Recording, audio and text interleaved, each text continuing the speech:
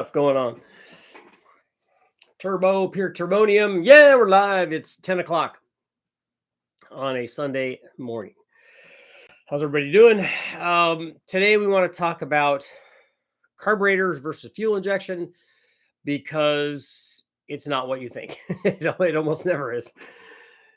The question is, you get two camps, one on one side and one on the other. You get the, old school carburetor guys, and then you get the fuel injection guys. Oh, carbs make more power. And look what happened in NASCAR. Look what happened in not top fuel, but pro stock.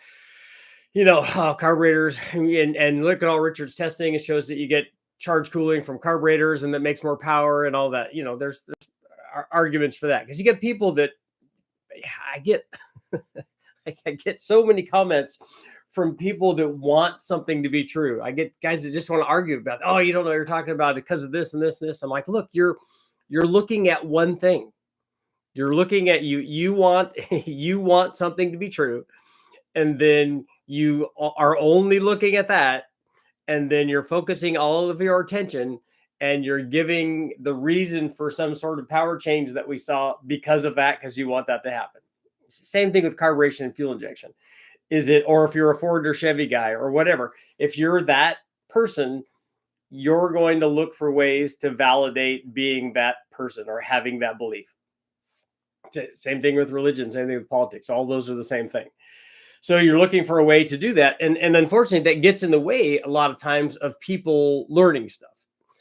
So we need to look at carburation versus fuel injection. A lot of guys look at it as an absolute. Oh, just, carburetors are better, or, oh, just fuel injection's better. The fuel injection guys are like, oh, carburetors, that's just so old school. That doesn't work. Well, it actually does work, and it has worked for a long time and continues to work.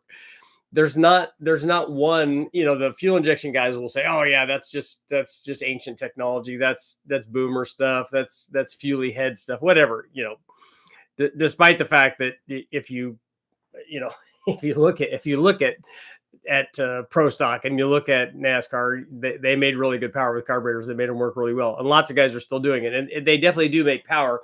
In fact, you can argue that the point that I made earlier about carburation making more power, if you take, and this is a critical part of this discussion, is that if you take the same intake manifold, like a Victor Jr.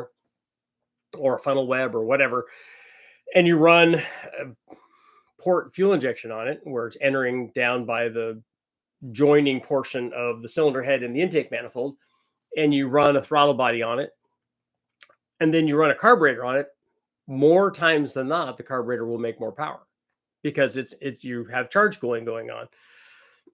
And so it makes more power. So if you want to just look at it as an absolute, if that's your metric, then yeah, one of them usually makes more power. But that's not the only thing that we're looking at. So a lot of guys think, like for instance, I remember back in the 5-liter days when we were doing 5-liter Mustangs, if you took a factory EFI setup off of it, the HO upper and lower intake manifold and stock throttle body, the injector stuff, took that off and put a carburetor on it and put a carbureted like dual plane on it, you'd pick up a lot of power. And then all the carbureted guys would go, yeah, it's because carburetors are better. No. In that instance, we need to look at something yet different yet again, because we didn't just change from universal fuel injection to universal carburetor, making universal carburetor better all the time. That's not what happened. What happened was we took an inefficient intake manifold designed by the OEM for a specific application, for a specific power level, for a specific emissions level, for a specific torque level, for a specific easy to install level. I mean, they have any number of things on their list that the reason that they designed that manifold. They didn't design it to make the most power. They didn't design it to make the most torque. They didn't design for any of those things. Usually the performance part is the easiest thing of those things on their list to meet. Getting it to make the power is easy, getting it to fit and be serviceable and the emissions and all these other things that go along with that. They have a number of targets that they have to hit, number of moving targets that they have to hit. And so just sticking a carbureted manifold on there that doesn't meet any of those other targets makes life a lot easier. If the only target you're trying to meet is performance, that's pretty easy to do. And the thing is that it being a universal carburation versus fuel injection thing isn't that. It's just that it's that manifold versus that manifold. One of them had a carburetor on and one of them had fuel injection on. But the big thing that we changed actually wasn't carburation or fuel injection. The big thing that we changed was the intake manifold. Like the photo that I have up for the thumbnail is the Holley Stealth Ram for a small block Chevy. And it's essentially a tunnel ram with a box on top of it, and then a common plenum with an opening, a front mounted throttle body, so that you can, I guess, still kind of call it a tune port manifold. But it works well. And it works well, not because it allows you to run fuel injection and not because it allows you to run a tune port throttle body on it or bigger than tune port throttle body on it. It works well because of the intake manifold design. It's essentially a tunnel ram. It's a lot like a high ram, which, by the way, I want to give a shout out to the guys at Holley. I saw at PRI that they have in their high ram family now also includes small blocks and big blocks. So it's in my opinion, in a lot of the Chevy camp, it's about time because they should have had those long ago, but they do have those now. And so I'm hoping that those perform well. I'm guessing that they will, having tested a lot of YN intake manifolds, particularly tunnel rams on big blocks and small blocks. I know what those do.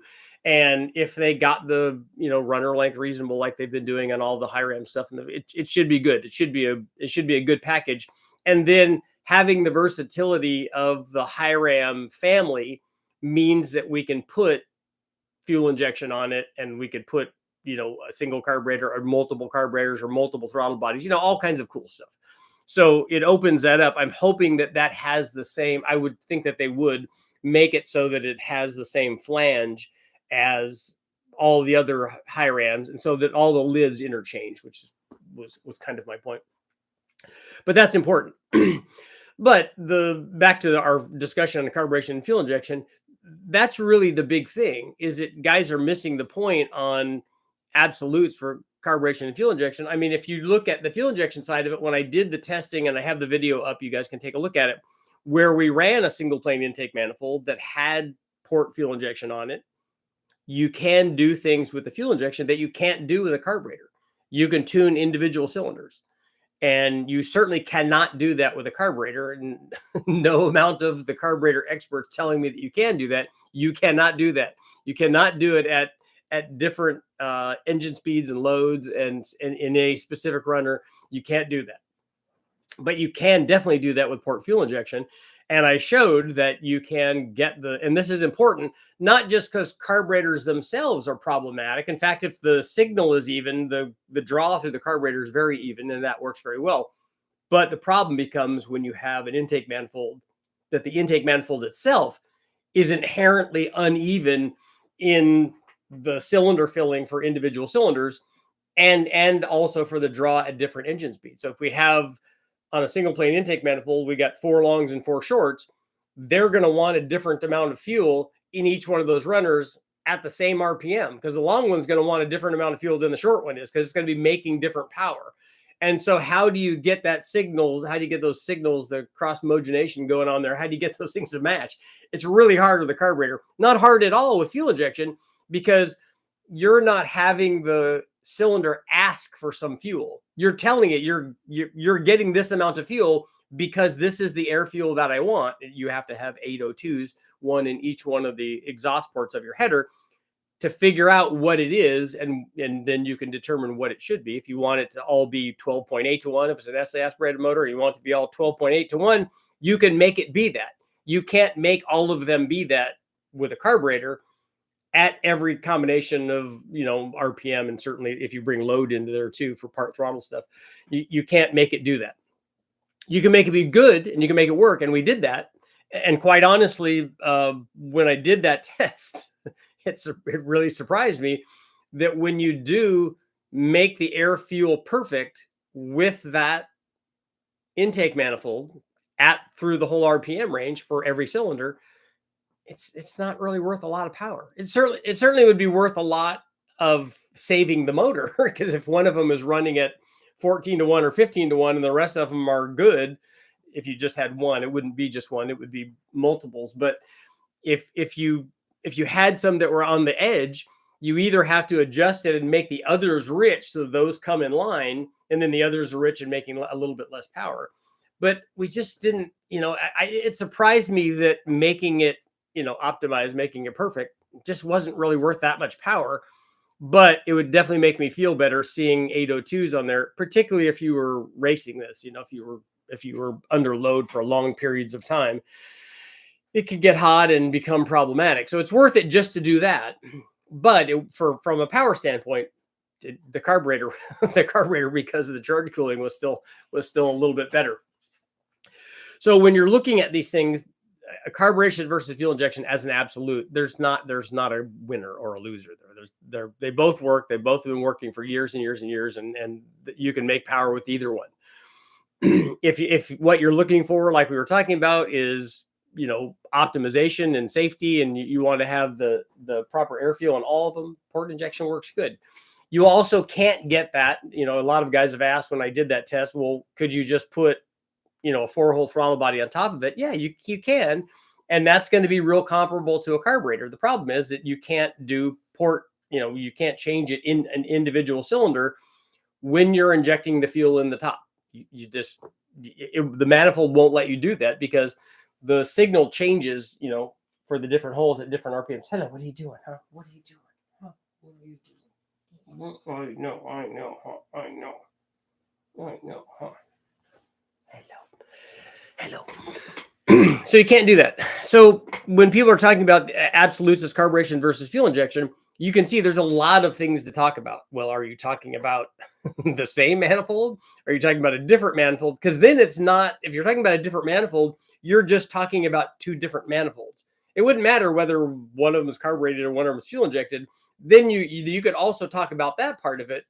But if you just change the manifold and both of them were fuel injected, or you just changed the manifold and both of them were carbureted, then it's just a manifold change. And the manifold itself, I would argue that the manifold design is a way bigger change usually than whether or not you're providing fuel with a carburetor or a fuel injection. I mean, there are some fuel, long run or fuel injected manifolds with the carburetor mounted off to the side or whatever, or the throttle body mounted off to the side, where it's not really conducive to put a carburetor on there. And that would be problematic. But if you run the same manifold and you run one of them carbureted, one of them fuel injected, like we did, it's really kind of samesies. There's not a big change there. Although the carburetor does tend to do just a little bit better. And when we were trying to make big power, when I did the Big Bang, the ill-fated Big Bang nitrous 5.3, and I was trying to make lots of NA power, I put carburetors on it. I ran the high ram manifold with 2 carburetors on it because every time I've run that, the carburetors made more power. Now, I should have realized that probably wasn't necessary. And not only should I have run it fuel injected, but should have also had it been port nitrous injected so that I could get all the cylinders even. And then I should have lifted when it was way too lean and not get the lean backfire and blow the motor up. But that's all a learning experience. That's all part of the fun, right?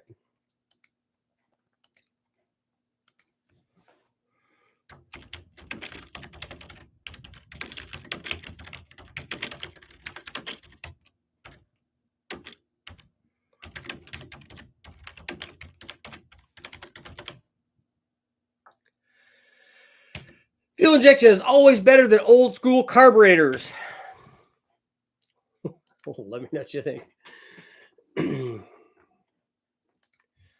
I think we got a good mix of carburetor and fuel injection guys here.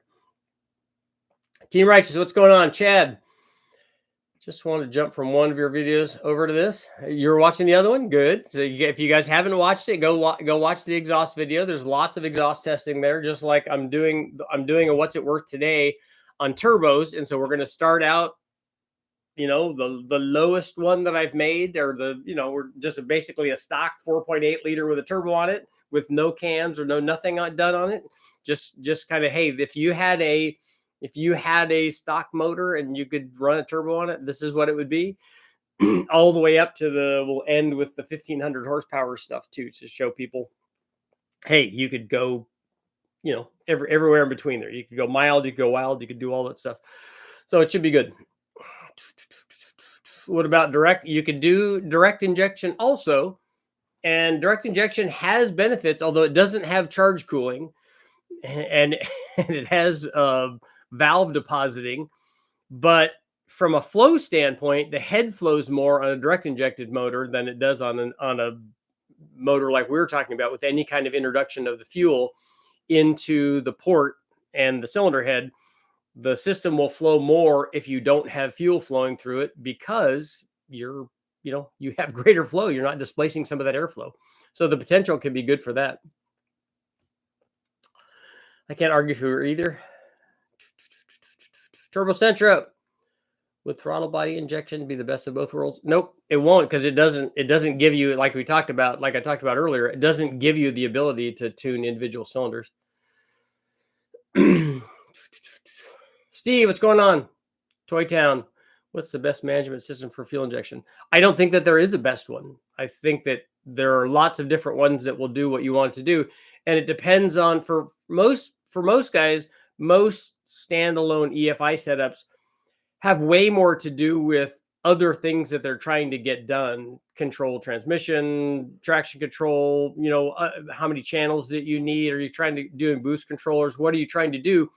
It has more to do with that than all of them. Any fuel injection system will allow you to get the right air fuel and the right timing. That's the simplest part of it. I mean, you could do that with a carburetor and a distributor with no fuel injection.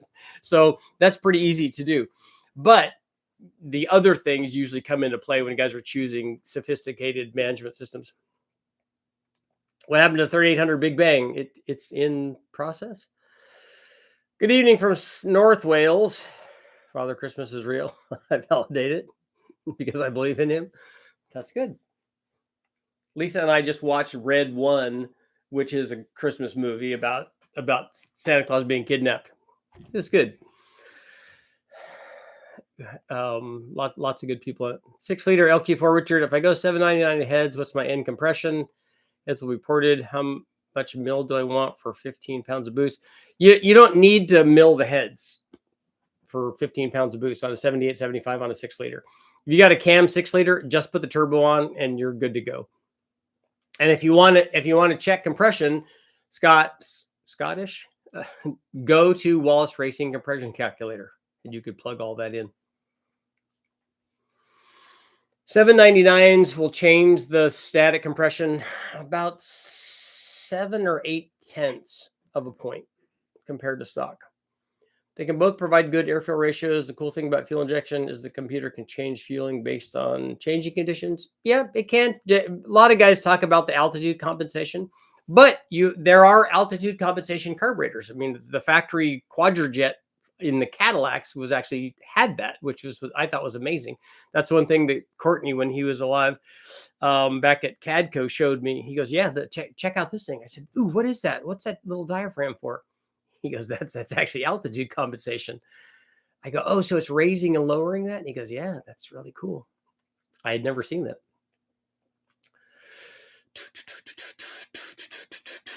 3800 Big Bang is going to happen. Yes. Can Offenhauser 360 high rise still be relevant today? I don't know. I don't know that I've ever tested one of those. I'd have to ask if the guys from West Tech or Freiburger or any of those guys have ever run one of those. Depends on application. NA power carbs work great, but if Warren Johnson says his motors last much longer with EFI, he would know. Again, nothing there is an absolute. It wouldn't make any difference who says it. Warren Johnson obviously is a really sharp guy. And if you wanted to go pro stock racing, he would have been one of the guys to go do it with. But if you can eliminate wall wash or that sort of thing, that would be better. And startup and stuff. So there's a reason that all the OEMs went to fuel injection, but it had nothing to do with power. I have a Ford Dodge buddy that swears by carbs. Just seems to be obsolete for me. Works good or not, just outdated in my eyes. Maybe I'm just weird. No, you get to like what you like. Just be aware that your opinion might be biased. Your Truck Plus cam or BTR hot rod cam for a 5.7 LS, how similar are they or not? I don't think that the specs are similar. I'd never compared those two directly. So I would be curious to see. I'm thinking maybe that the hot rod cam, at the very least, they're going to trade power somewhere. But I don't know if I would be surprised if the hot rod cam was better everywhere. Because the Truck Plus cam is a 219 and the hot rod cam's a 217. But the Truck Plus or the hot rod cam has more split, I think. So I don't know. It'd be an interesting test to compare them. Weber's or carburetors, they were good. Plan on testing the new small block Chevy high Rams versus the old tunnel Rams. I guess I could run an old Wyand and see what they do. You can make lots of arguments against direct injection, which is why they're having trouble with it.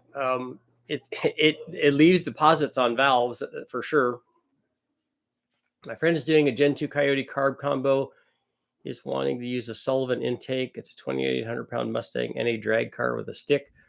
Okay. I honestly don't know how the Sullivan intake manifold would do compared to the other stuff that's available now for Coyotes, like the Cobra Jet stuff. And I think that there's a high ram available for those too. I'd like to see that. It's been a while since I tested Coyote intake manifolds, like the Boss stuff and things. And even the factory later Coyote one is really good. So I don't know for, maybe if he's running a really high RPM that a single plane might work good. Richard, any issues with a blow-through carb using a dual plane intake compared to a single plane? No, we've done that a lot. In fact, I have a video up, a single plane versus a dual plane we ran it both NA and as a blow-through with a Vortec on it. So shout out to the Vortec guys and to Brian Tooley and AFR and all the guys for helping support this so that I can do live feeds. And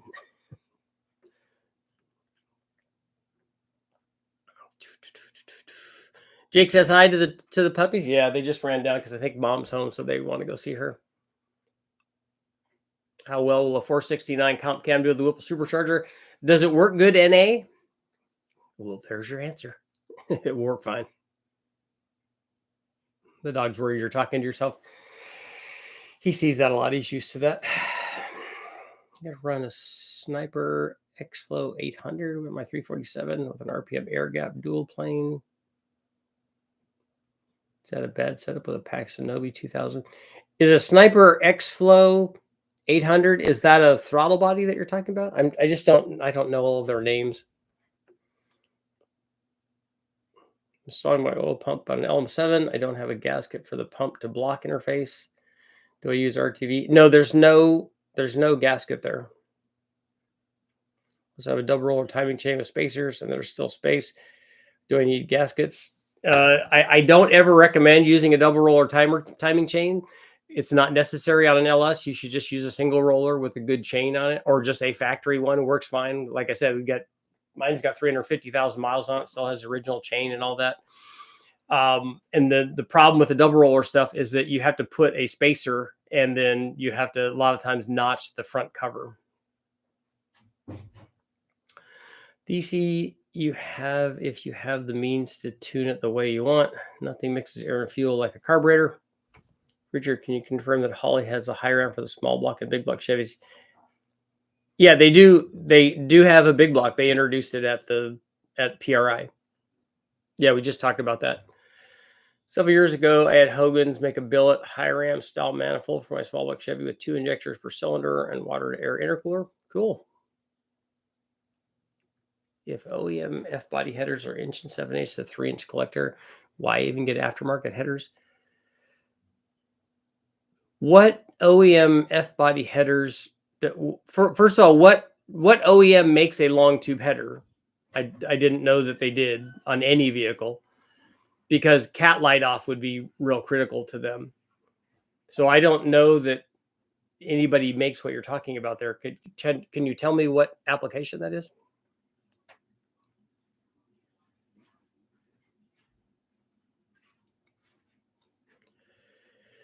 Been looking into stuff I've been messing with on the P59. Everything I read says my tune shouldn't be working, and recent changes should have made it worse.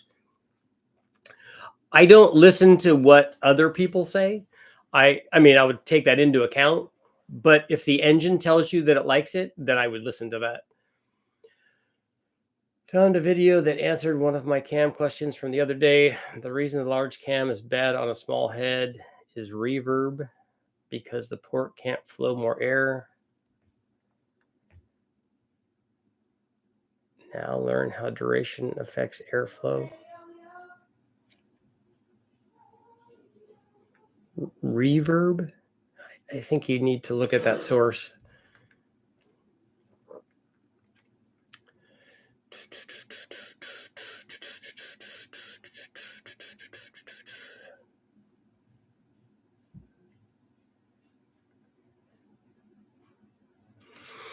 Just saw live chat, about to have a week early holiday meal and want to give my thoughts. I love carbs. There you go.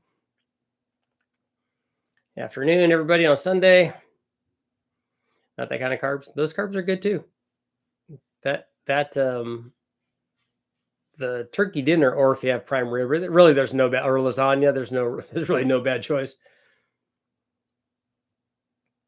With the spark and nitrous, what kit control the computer? Carb cars are way better than they used to be. My 25 Toyota Camry has direct and port injection to combat the deposit on valves. GM did that on the ZR1 also. What can a fuel injection not do that a carb can? A fuel injection doesn't have charge cooling if it's port injection. Back when I was boosting engines that weren't available with fuel injection, we used to build intakes and put the injectors in the plenum, pointing toward the port. Runners would condensate. Yeah, if you change the location of the injector, you can get that same kind of charge cooling. Your opinion on LS carb cams on EFI? Are you asking if there is a specific carburetor or specific cam for a carburetor and a specific cam for fuel injection? No, there's not. There's just cams. Because if you compare those two cams on a carbureted motor and on a fuel injected motor, whatever those two cams do that's different, like if one makes more power on top and less on the bottom, whatever they do with a carburetor, they'll do with fuel injection. And then also, are you talking about running it with the same manifold? If you have a big camshaft and it wants to run at higher engine speeds because it has lots of duration, it will work better with a manifold that's shorter runner manifold that wants to also make power at a higher engine speed. So there's not a carbureted camshaft and not a fuel injected camshaft. Nothing mixes air and fuel like a carburetor.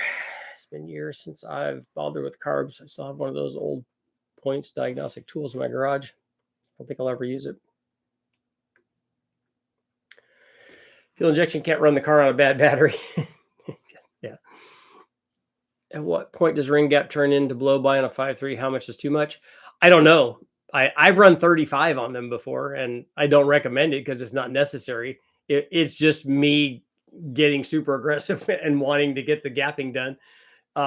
And we didn't really see blow by. Already had the machine shop, put the timing sprocket on, interference fit, so I'm not pulling the engine apart to change it back. Gotta slap it together and see if the chain actually rubs and addresses it. Okay.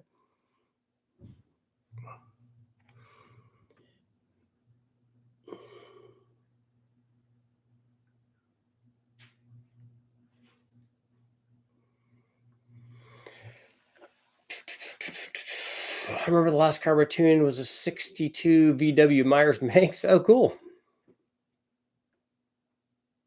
Had the oil bowl air filter on it. Okay. At least it wasn't an updraft, right?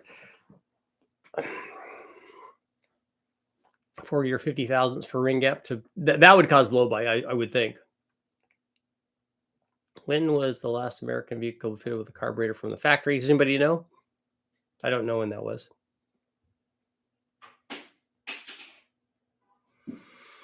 Throttle body EFI blow through with a Novi 2000 RPM air gap dual plane. Will it work? Should you use a single plane? Yeah, it will definitely work. Like I said, we've run dual plane blow through stuff a lot.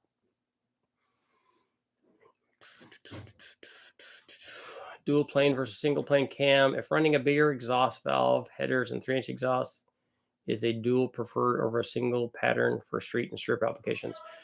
The single pattern versus dual pattern thing, I don't think at all is a function of the other things. A lot of guys will argue that, oh yeah, if you have, too much split between intake and exhaust, like a good example for LS stuff, you could do other engine families, but on an LS application, if you look at, and this is why I did the rec port versus the cathedral port cams, because this is the same thing that you're talking about here, is on a rec port head, you have way more intake flow than you have exhaust flow. So you have that relationship. And on a cathedral port head, you have the intake to exhaust flow relationship is much closer from a percentage standpoint. And so the argument is that the rec port camshafts have a lot more exhaust duration because they need that because of that intake to exhaust flow relationship.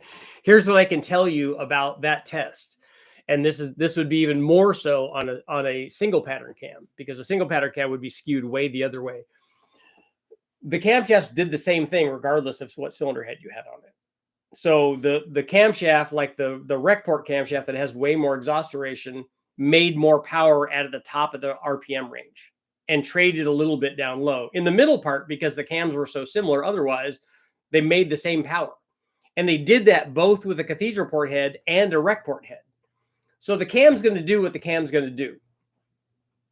And so a single pattern, your choice of a single pattern cam versus a dual pattern cam has way more to do with where you want to make power than it does with these other things that you're talking about. A dual pattern cam is going to do what a dual pattern cam does. It's going to do what the cam specs dictate that camshaft does. The same thing with a single pattern. Typically, a single pattern cam might make more low speed power, and then the dual pattern cam can make a lot more top end power. But again, that's not an absolute either.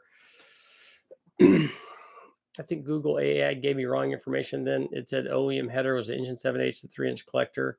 I'm new to Chevys. No factory that I know has long tube headers. They have exhaust manifolds, and I've on the LS stuff, I've not seen, if that's what you're talking about, I've not seen any port opening that's inch and 7/8, and I've not seen an exit that's 3-inch.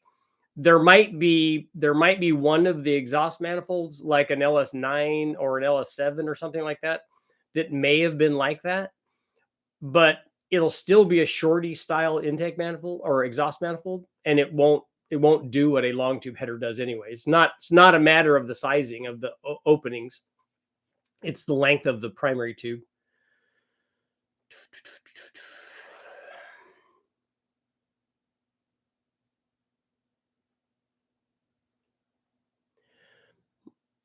I zeroed out MAF calibration to make sure signal noise wasn't giving it some MAF reading to make do with somewhat. Test that out eventually. Okay, I'd have to know more about what's going on with that. My old Razr phone was stronger and more reliable than my iPhone, but could never do a fraction of what an iPhone can. Carb versus EFI. You can have that's the thing you're not seem to be understanding, is that you can have your opinion. You can like one more than the other. That there's nothing wrong with that. You could absolutely, again, the same thing with politics and religion and your favorite color and your favorite car. You can like the thing that you like. It's just that we don't have to put down the other thing to try to elevate the thing that we like. They actually both can be good. And in this case, they both are good. They both do different things.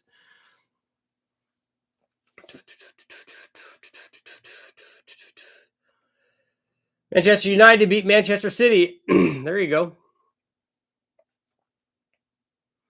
Neil, did you watch Ted Lasso? Did you watch that show? Dragman, what's going on? Toyota Tercel, I do like those. Do your air tester use throttle body injection?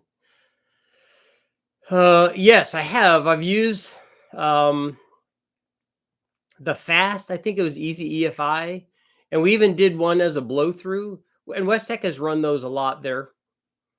Running 24 thousandths on a 3-inch bore, no more oil or blow by than when I ran 12,000. How important is port matching cylinder heads, gaskets, and intake manifolds? I don't think it's that important. A lot of guys swear by it, but I don't think it's that important, because I would guarantee you that my my retort to this, that people that port match it, basically gasket match it. The gasket manufacturer knows nothing about. He knows nothing. He didn't make that based on cylinder head flow. So you just matching it to that as an arbitrary thing. You're just trying to smooth the entry and exit, which I would agree with, but I don't think it. I haven't seen it change very much. Have you ever tried a small lawnmower motorcycle carb on an L-size engine? There's a YouTube guy that got 45 miles per gallon. Yeah, I don't believe that guy, because the carburetor doesn't dictate fuel mileage. I mean, it can help, but putting a small carburetor doesn't change the fuel mileage. When you're driving down the road and you're at a given speed in a given vehicle weight with given gearing and stuff, it takes a given amount of power to do that. And so now you have to have that amount of power. And then the best way to get good fuel mileage is either to change that amount that's required to go that speed under that load, or to produce that amount of power with the least amount of fuel possible. And a smaller carburetor doesn't do that. That's a myth. I have an off-topic question from fueling. Is it possible to convert an external balance crankshaft to internal balance with machine work? Yes, you can. You can put Mallory in it and change the balance of the crankshaft. I don't know if it's financially worth doing that, but you can. What's your opinion on part throttle cruise quality between carb or fuel injection? I don't think carb and fuel injection is really the question there. I think if you spent enough time tuning both of them for the cruise condition that you're talking about, I think you can get the same thing. I think fuel injection is much better at delivering the desired air fuel that you want under all of these conditions. I don't think you can do that with a carburetor. I don't think you can. And you certainly, if you're doing this under cruise, like I talk about, you certainly can't get the right amount in every cylinder if you're having to adjust that, and the computer can adjust that. I don't think you can get that. I don't think you could get it under every load. If you just picked one and said, okay, now I need to tune the carburetor to do that, I think it'll do that.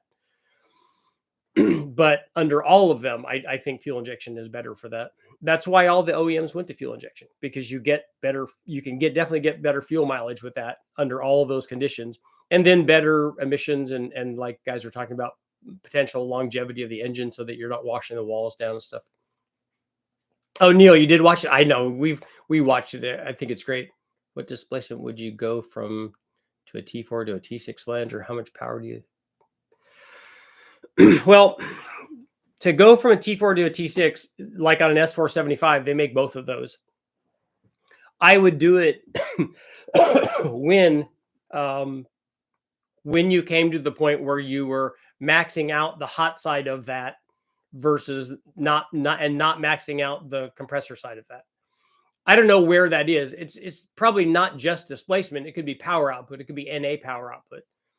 But I would be more apt to put a T6 on a bigger motor, like a 6-liter or a Stroker 6-liter version. And it would also depend on the size of the turbo that you're trying to do. Carb is better at mixing air and fuel, where TBI systems just spray fuel randomly. Okay. Did you just find the video on Facebook Messenger I posted? If not, I could see it on Irwindale's Facebook. I'll have to look at Messenger and see. I haven't looked at that. Would you rather use a carb or throttle body injection for a blow-through setup at 10 pounds of boost? I think you get either one of those to work. The thing that I like about fuel injection is what I just talked about. I know Kevin from CSU Carbs says that you can get the carburetor to work as a daily driver, that it'll drive around and still make power and do all that. And he probably can. But I don't think a blow-through carburetor ever does what the blow through fuel injection can, if you can get the fuel injection to work properly. Will you likely get the same sort of fuel mileage between EFI and a carb setup? There be variation of side driving conditions at play? Well, if you did a test, you have to do the test so that the test is 100% repeatable. Because if you're not repeatable in the test, then the test is nonsense, anyways. But I don't know that you could get cruise fuel mileage. I mean, if you look at some of the fuel mileage stuff where the OEMs did it, or they did it properly, if you look at a carbureted Honda CRX HF, they got really good mileage with carburetors. And then they also got really good mileage with fuel injection. So I think it's possible, but the amount of work that goes into it is not what the average guy is going to do. Aerodynamics are way more important than fueling for fuel mileage. Yeah, but our conversation wasn't about improving that. It wasn't about changing the aero of the thing. It was about what guys were doing with fueling. Is throttle response a factor in deciding each setup? I don't know. That's an individual decision. Andy Woods has an excellent video on tuning his carburetors to end up getting 16 miles per gallon on a truck.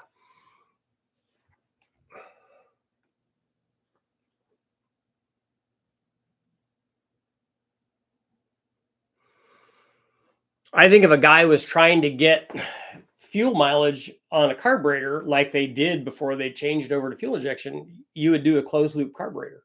If you could keep it, at a 14.7 or something, or 15, or however lean you thought that you could get it, you could get good fuel mileage.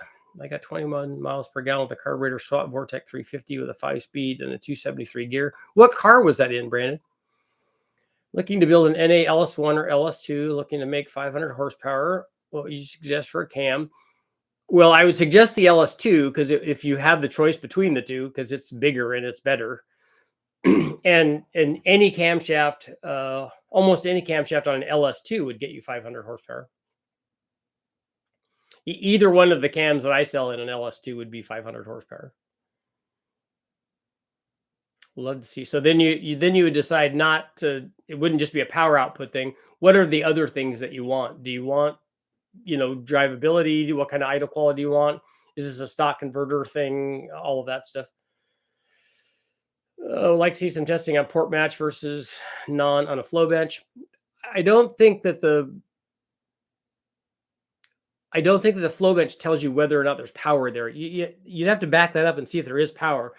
Because if you had any sort of, reversion or any sort of flow thing happening there, where depending on the overhang, and you improve the flow, did that translate to more power? Because was that the restriction? Is that the area where where flow becomes a problem? And maybe not.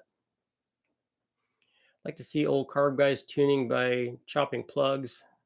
Why not using airfield blades to tune? Oh, are you talking about checking plugs?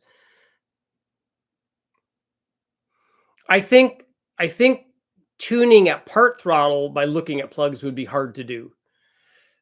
Tuning at wide open throttle by looking at plugs, as long as you're able to make the run and then shut the motor off and then look at it, I think guys are really can be really good at that. But it's hard to do that if under cruise conditions. 85 notch, happy to help, man. Yeah, I think you get either way, but the fuel injection for drivability, I think, is probably superior. Single cabs, short wheelbase, Silverado. It lowered quite a bit. I drove it from Arkansas to Louisiana and back. Average 21 miles per gallon. That's good. 20 miles per gallon or better on a 4.8 or a 5.3 that's a two-wheel drive, I think is reasonable. I mean, even my truck is 4-wheel drive as a 5.3, and it has a bunch of timing taken away, and it'll still get 19. Almost ready to start the Supercharged Sentra. Cool. Truck is a 68 or 69 F-150 running a 393. A budget build, would you buy a cheaper fuel injection setup with batch fire versus a more expensive sequential? We don't ever run, or very rarely do we ever run sequential on the dyno. We usually run batch. It's just faster. I ran sequential, and I would prefer sequential under cruise conditions if I was trying to get really good fuel mileage. Otherwise, the power between sequential and batch, like at wide open throttle, was the same. You just use more fuel. Like stack fuel injection on top of an 871 work on a 496. It will. I don't know how you're going to accommodate it, because I don't know how the you don't have a stack manifold on top of a blower, and also you don't have runner length from a stack injection on top of a blower. All you have is a bunch of long stacks on top of a blower that you might like the look of, because that's all you're going to get. On top of the blower, what you want is fuel, and then minimal restrictions so that it doesn't restrict the blower. You'd make more power if you had the stacks under the blower, but that's hard to do.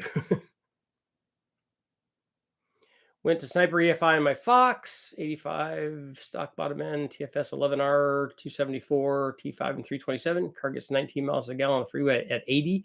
That's a lot. And if you're trying to get fuel mileage, you wouldn't be doing it at 80 miles an hour. You'd be doing it at a lot lower speed than that, because your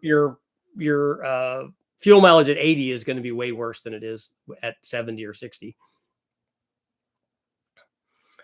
I'd like to see a video that compares port injection versus a TBI unit.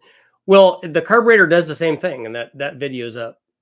A TBI doesn't. I mean, we could tune the carburetor so that we get the wide open throttle fuel or wide open throttle air fuel ratio that we want, and a TBI would do the same thing. In fact, if you look at the TBI versus carburetor stuff that Engine Masters did, I can't remember what the results were. You guys might be able to take a look there. Batch fire gets the job done. Fuel economy isn't a big concern. Is there a noticeable difference in dual plane and single plane intake manifolds? Yeah, there's usually a big difference between those two.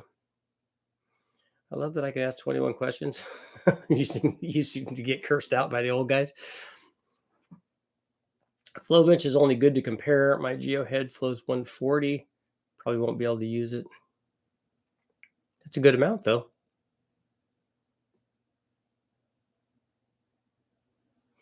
Turbo Silverado. It gets crazy with the boost. That's the hardest thing, builds, is that, guys ask, well, is the cam gonna reduce my fuel mileage? Maybe at cruise, but you're not gonna be cruising it anyways. You're gonna be using all of that extra power. The same thing with a turbo. Will a turbo hurt my fuel mileage? Yes, it's gonna hurt your fuel mileage, not because you'll ever be using the turbo while you're just cruising down the road under vacuum, while you're cruising down the road at 60 or 70 miles an hour. It's not even going to know that it's there, but you're never going to be doing that. You're never going to be on the vacuum side of the boost gauge. Otherwise, why would you have put a turbo on? And that's the thing. And then now guys are sampling. Oh, my mileage is way worse. I know, because you're using boost more. You're using more of the power, and you're using more of the fuel.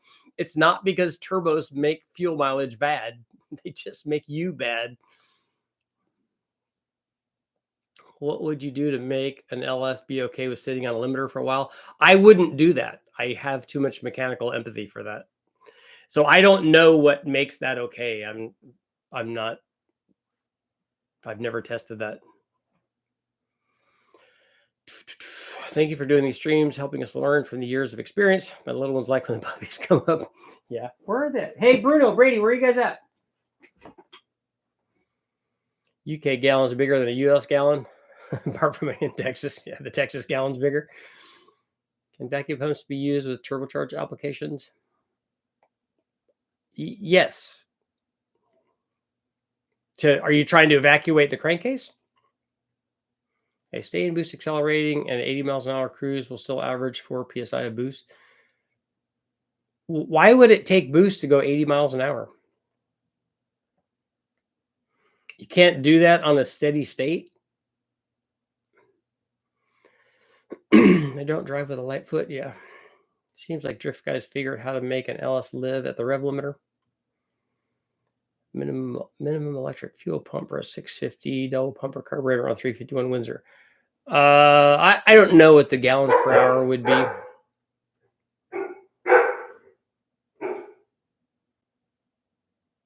Once the honeymoon's over, you can get good mileage with the turbo. You can. I mean, my Sprint turbo got 50. I think the best I got was 55 miles per gallon with that.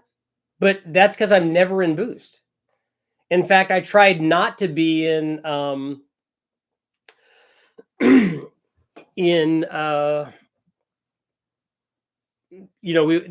motor would do lean burn. And so I tried to not stay out of like where it was just like there was lean burn. Excuse me, there was lean burn, and then there was 14.7, and then there was, zero vacuum, and then there was boost. And so you try to stay on the good fuel mileage part of it while I'm trying to get good fuel mileage. So because either you're trying to get good fuel mileage or you're not. And if you're not, then that's okay. But then you don't get to complain about the fuel mileage because you're not trying to do that. So when I'm cruising down the freeway at 65 or 70 miles an hour in the Sprint, if there was any kind of uphill, it would go out of this lean burn. And only the 49 state cars would do it. The California one wouldn't because the NOx was too high, so they wouldn't allow that. But I had mine. But at any kind of, even a like slight kind of rolling thing, it was hard to keep it in that. If it was just dead flat, it would be perfect. You could just cruise down the road at, like I said, 65 or 70 miles an hour and be, at 8 or 10 inches of vacuum, and then it would be fine. So you shouldn't have to, cruising on the freeway, you shouldn't have to be in boost unless there's a big heavy load on that thing. I'm always on the vacuum side of the boost gauge. Yeah, we don't have boost, then that's how my truck is too. I guess gearing at 80 miles an hour, 2,500 RPM, my GT45. Oh, a GT45 and a 6-liter. Okay.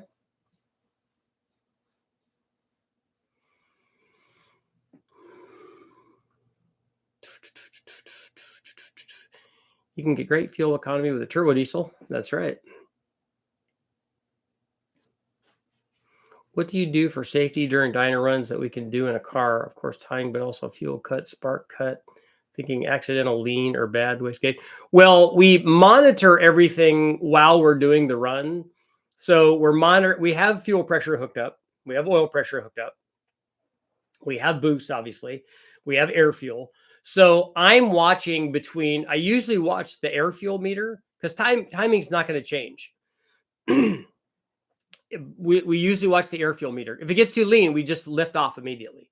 I mean, a slightly lean condition won't hurt the motor. I mean, we've made full throttle runs at 14-1, and you just go, oh yeah, that's not good. So then we make it 12-1 or whatever we want it to be. So we watch all of that stuff during the run. So what I'm doing while I'm making a dyno run is watching air fuel, watching the motor, watching oil pressure, just kind of sweeping around. And I don't have to watch the motor. I don't have to watch the monitor because I don't care what the power is. What I care about is that we make the run safely. And then after that's done, then I can look at the power. Then I can look at the air fuel curve and I go, oh, it needs 3 clicks taken away here. It needs a click added here, or whatever. And I go in and, do that and then make another run and then it's all fine. But there's a, there's a feeling for that.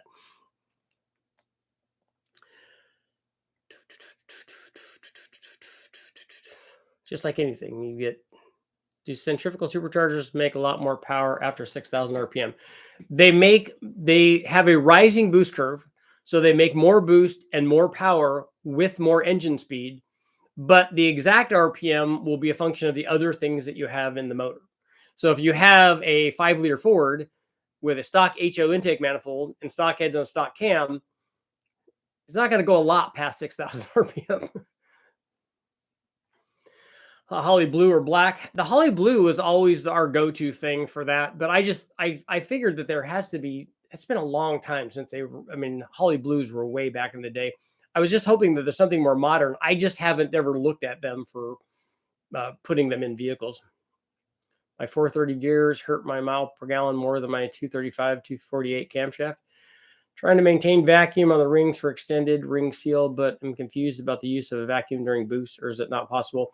Well, you're producing vacuum and you're producing boost on two different sides of that ring, so it works just fine. Most fuel efficient car we've ever had was a Ford Fiesta EcoBoost. That's right. Run a 4.8 out of boost for economy. That's right. Looking to make high engine speed power for a burnout car, or like a cam that makes the engine get up to speed fast. Well, if you're talking about a high engine speed, then the camshaft also won't make low speed power to get up to speed fast. So you have to choose between those two. Do you have gearing in it? Do you have converter in it? Is it a manual car? What is it? What are you doing with that? My guess is if you need lots of wheel speed, you're going to need more. You're going to need a bigger cam for high RPM power. Centrifugal blowers are mostly for top end power. They don't do much down low. Can't wait to hear it running, letting silicone cure.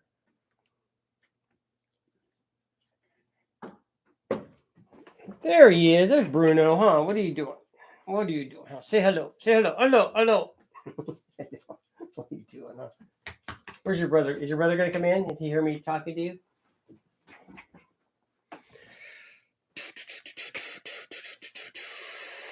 Richard. So am I right thinking the cathedral is there to make room for the injector? Does anybody make a carb intake that fills the space in the head to improve flow? You think that getting rid of the injector area is going to improve flow on the head? For sure, it's hard to keep your foot out of the throttle when you have more power than before. Yep.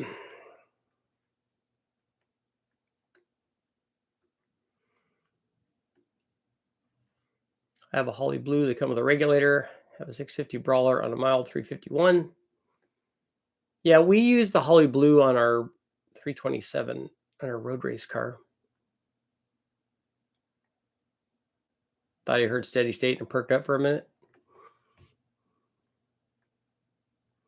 Big ball, big ball shot collar, driver Prius. Currently on 10 psi, my 6-liter on pump 93. There's a switch to 85. Would my Deca 80s be okay? What is it a cam 6-liter?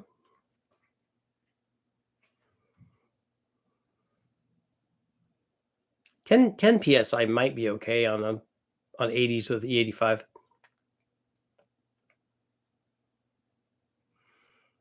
I said boosted safely at 17 psi. I don't think smaller motors get better mile gallon, or at least not enough to matter. Bigger is better. Well, the second part of that I would agree with. The first part of it's not accurate. A smaller motor does get better fuel mileage. It has less parasitic loss. It has less friction.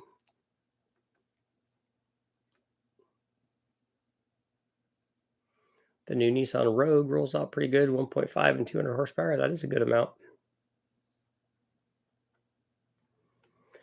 100 views and 50 thumbs up. That's because people they just don't like me. I get it. I like the modern Aeromotive or intake pumps with their carburetor regulators, or they have a Carb and EFI regulator. You'll get it right. The Prius had great fuel economy, low maintenance, and decent cargo capacity, but it was boring to drive. I like the Honda Insight a lot better because that's like a real fuel mileage car. And it was weird looking, which I liked. Have you used methanol injection? I have not. Truck Norris Recport 6-liter. Okay. Yeah, you're fine. You'll be fine at 10 pounds with that. Why has no one done the dual plane like a Stealth or Air Gap for fuel injection with an elbow like they do for Victor Jr.? Would there be an advantage to it? Yeah, there would be an advantage to it just being a dual plane versus a single plane. So the dual plane would make more power up to some RPM range, depending on what engine family it is and stuff, and what exact manifolds they are. The dual plane makes more low speed power than a single plane does. And not just low speed. I'm talking about sometimes all the way up to 6,000. I'm putting a 5.3 and a 96 Eclipse with a T5 turbo or twins. Is it this? Are you making the Eclipse a rear wheel drive, or are you putting a front wheel drive LS in it? I was thinking it might fill cathedral port match to rec port to port match it. I don't know what you're talking about there. You're going to take your cathedral port head and port it out to a rec port? I don't think you need to do that. You can get a cathedral port head to flow 335 or 340. I've seen guys do. So I don't know why you'd need to do what you're talking about. I have an Aeromotive 5.0 brushless pump in my car. The TPS is connected to it to control the pump speed. I've always liked the Ben. You like the Insight too? Points for that. That to me is the ultimate like Bonneville car. That's why I like it so much, because it's aero.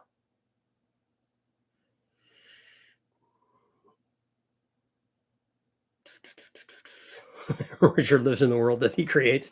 I do. I try to adjust my world. I have a Walboro 460 in my Falcon. Did well on 98. Oh, you're doing it is rear wheel drive. Okay, so you're doing a tunnel and all that, and a trans and all that. That'll be cool. I want the OG Insight. Yeah, they are cool.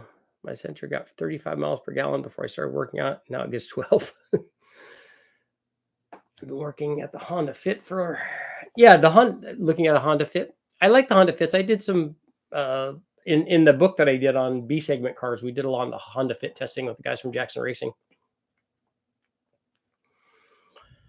Any 4.3 Vortex stuff coming? Yes. What about the Prius? I was actually looking for a first gen Insight, but they were hard to find. Prices were high. The thing that I worry about an Insight is that I probably would want to do a motor swap on it. I worry about older hybrids, because then the battery packs go out and stuff, and then that gets to be expensive. Like I want an Insight, and I would just put the Sprint turbo motor in it, or the Civic VX motor and trans in it. Built a Chevy 400, Turbo 400, and 73 Caprice. They got 33 miles per gallon in a Caprice. That would be a neat trick. The cathedral carb intake seemed to come as rec port, so I thought filling the head would... The cathedral carb intake seemed to come as rec ports. They make... Okay, so they make carbureted intake manifolds. Holley makes them and Edelbrock makes them. They make intake manifolds, single plane and dual plane. They make them for carbureted, or they make them for cathedral port heads, and they also make them for rec port heads. So there's no port matching that's necessary. You take a cathedral port intake and put it on a cathedral port head. You take a rec port intake and put it on a rec port head. And so I don't know I still don't understand what you're talking about. Hey, no. Twin VS 78, 75, 540 Chevy, Holley Dominator, converted strip Dominator intake. So it has injectors on it now. 4,400 pounds, 370 gear, 30-inch tire on the 85, getting 10 miles per gallon at cruise. Mileage was 12 with the 427. Don't know what you mean by thoughts. A K-swap Insight. Those are good, but I wouldn't, if I had an Insight, I wouldn't be doing it to make it fast. I would be doing it to make it frugal. Like I get as much joy driving down to West Tech when I was driving it in the VX or in the Sprint, getting 55 miles per gallon as I do going fast. I mean, don't get me wrong. I like setting land speed records and making lots of horsepower and stuff too. But that to me is an efficiency thing. That's just like trying to make more power, trying to get it to do that. And then me doing my part, because the driver is the biggest part. If you can stay out, like on the turbo, you could stay out of boost, stay out of normal like closed loop mode, and go into this, the lean burn mode, and try to do that and try to get to stay there and try to achieve good fuel mileage. It's hard to do. It's discipline. Are the unbranded intakes worth the risk? For what engine family and what intake manifold are you talking about? I believe the sheet metal cheap intakes don't make much power. They look nice though. Edward, all right, thanks, man. I got 2 more minutes. What we got going on here? Fuel injection is always better than old school carburetors. 64% saying no. Carb guys rising up. Get Richard a 3D printer so we made crazy intake manifolds. I've made a lot of aluminum ones. I got lots of intake manifolds sitting around. What NA power goal is 102 millimeter throttle body needed? I would argue that the 102 millimeter throttle body is needed every time you have an intake manifold that has a 102 millimeter throttle opening, regardless of the power level. LS turbo build Eclipse. Okay, did you have a question? I mean, there's lots of videos up on how to make LS turbo power. So the what it's going in, that's just makes it cool. But it's really easy to make turbo power in an LS. Building a 78 Camaro with a 5.3 LM7. Should I run the standard tank pickup and EFI external electric pump, or mod the pickup and hold 1 or 2 submersible pumps? If you're just doing a mild or a stock 5.3, there's no need for 2 pumps.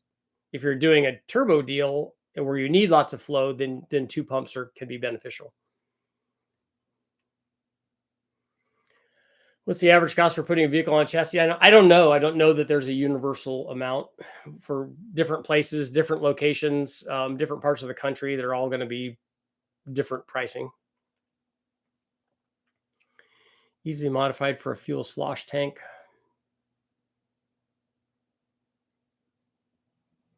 Are 4 cylinders using shutdown at all? I don't know if they're doing like DOD delete on a 4 cylinder. Does anybody know? Does anybody know if any of the OEMs are doing that? Is a 2UZ a test engine available to me? Yeah, there are those Toyotas in the wrecking yards, but I don't like getting an engine's easy. I could just go to a wrecking yard and pull it out. That's not hard. But the difference between that and getting it running on an engine dyno is a lot of money and time.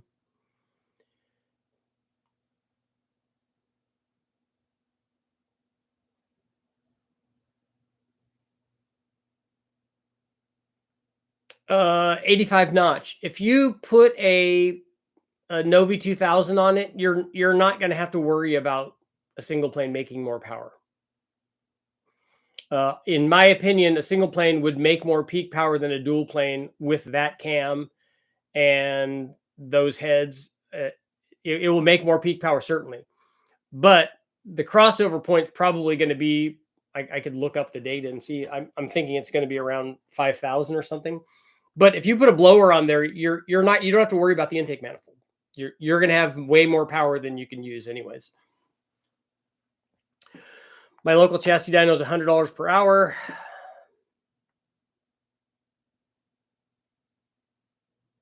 Oh, Jordan, you dropped the dampener. That's not good.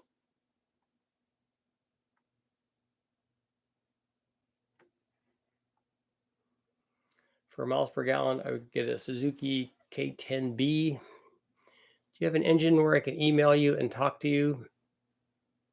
Yeah, you can.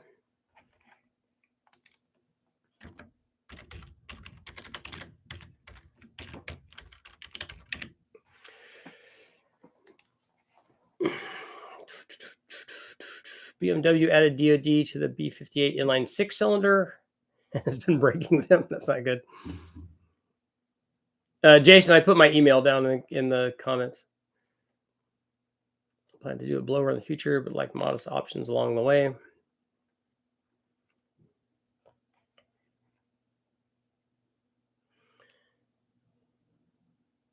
Just bought a single Walboro 450. Switched the design to the intake, leaving it for a second.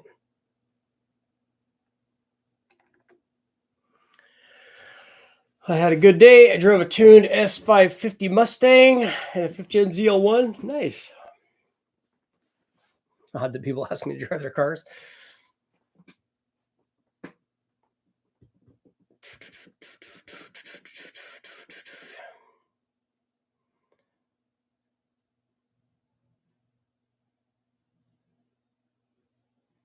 Joe, I don't know what you mean by thoughts. Looks like the 557 big block Ford would have pulled that power you were looking for with a 108C cam at that compression.